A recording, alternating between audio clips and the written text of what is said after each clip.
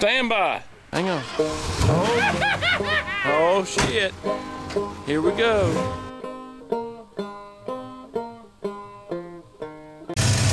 Okay, boys and girls.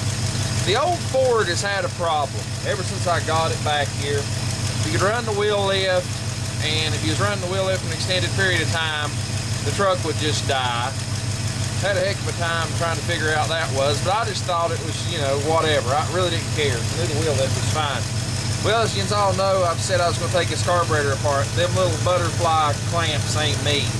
But the guy I got this truck from has spent a small frickin' fortune on it. Brand new distributor, fairly new carburetor. Carburetor ain't old. He's put a new booster on it. He's put a new brain box on it. Put a new coil and a new clip. You see that white wire? I'm getting to it. He's put a new solenoid on it. Got 2 brand new batteries on it. All this year. Okay. I got here and I took my little test meter. Okay. This little Harbor Freight special that I got for free, so I thought I'd use it. Let's see. Let's get me a ground that'll stay. Let's see if I've got one here real quick. I know y'all can't see it. Yeah, I've got a ground right there at the battery, about 13 volts. That's good. You go right here to this ignition terminal on the there. Well, oh, hang on, hold on. I've got to remove my white wire. Remember I said ignore that little guy? Well, anyway, I go back to here and I test to knock the ground out. There we go. 10.5, 10.3. Anyway, it's 10 volts, okay? And that wire should be feeding 12 volts from here. You know, it's, there we go. We're losing a little, not much, straight from the battery. You know, I've got bad connections, whatever. As you can see, it's pretty well the same. But you go back to this stud, you can't see, but take my point for it. It's 10.26, 10 point whatever. It's 10 point something. But watch this little noise. Now this truck, as you all know, it'll backfire on command, but listen how it cuts out, like it falls on its face. You can tell, it's just bogging. I'm not going to make it backfire. I've done blowed one muffler off. Mufflers are expensive. But anyway, I'm hooking my little jumper wire up from the battery straight to the positive on the coil. I do my same little test. Stick it in there. You get the point? It was getting low current to the freaking coil, and it was causing the problem. It wasn't getting full power to the coil, so I'm gonna have to put a solenoid on it.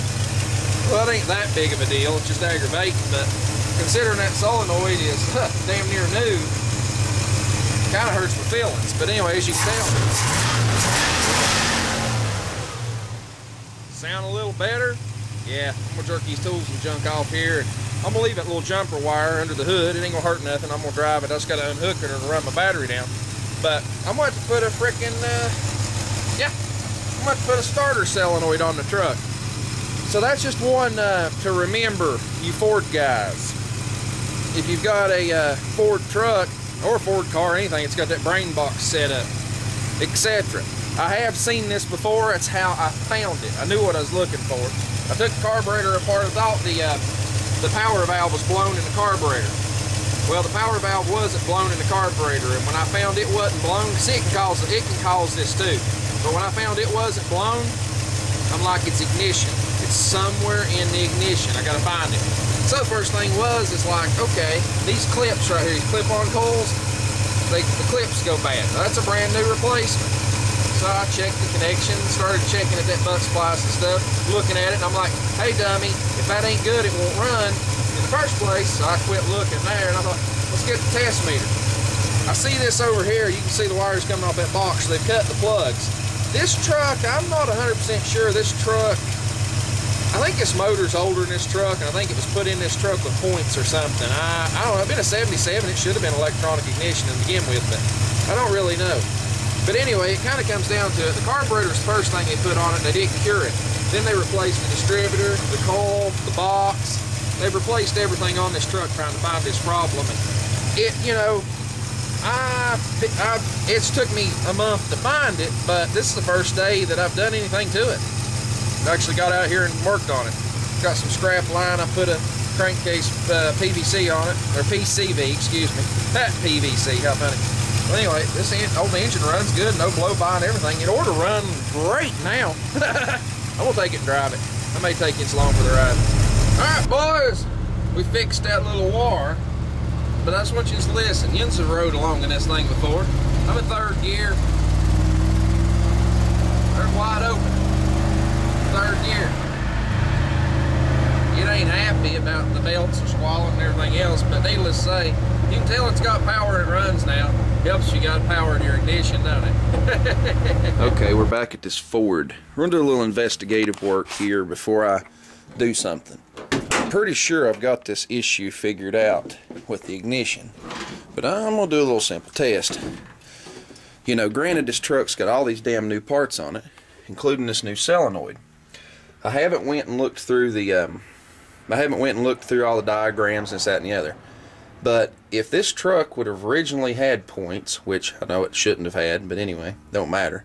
If they put the wrong solenoid on it, just bear with me. If it had points ignition, it would have had a voltage drop to the hot side of the coil. It would have run, you know, at less, you'd have less voltage at the coil. It'd just be the fact of the matter. Well, anyway, to make a long story short, I looked up these solenoids. They look exactly the same. They got the same connections, etc., etc., for the earlier model and for the late model. Well, there's a difference in them somewhere. There's no difference in the mounts, no difference in the studs, nothing. What's the difference? Well, I think that there is resistance built into this terminal. I'm going to show you the terminal I'm talking about here. Let me get down here. You've got your ignition terminal right there. You get it in camera view.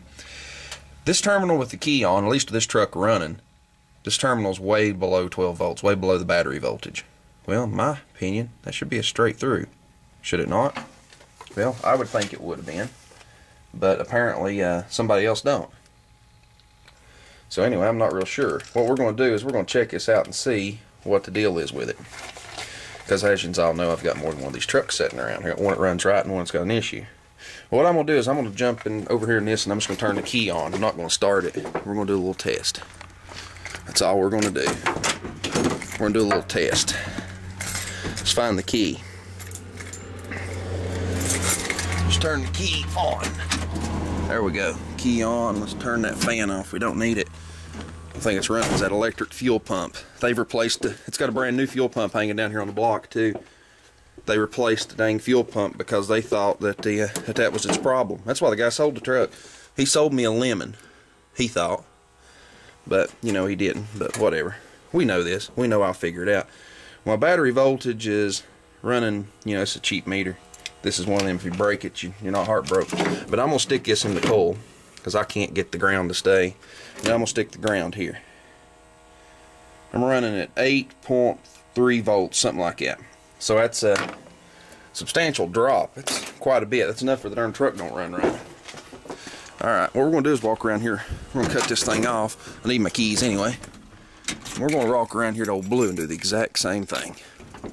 And I bet you $100 to a nickel that this explains it. As I'd say, when I go back here to Old Blue and do the same thing, that I'm going to get closer to battery voltage, if not exactly. Well, it ain't going to be exactly, I'm sure, because you do lose power through wires. So, but I bet you it's closer to 12 volts, and it's the exact same ignition system. And all that stuff being replaced leads me to think that somebody was throwing money at something trying to solve a problem. Well, let me turn the key on, and we'll do a quick test of this. Because I've been looking on the internet trying to just dig and just see what I can find.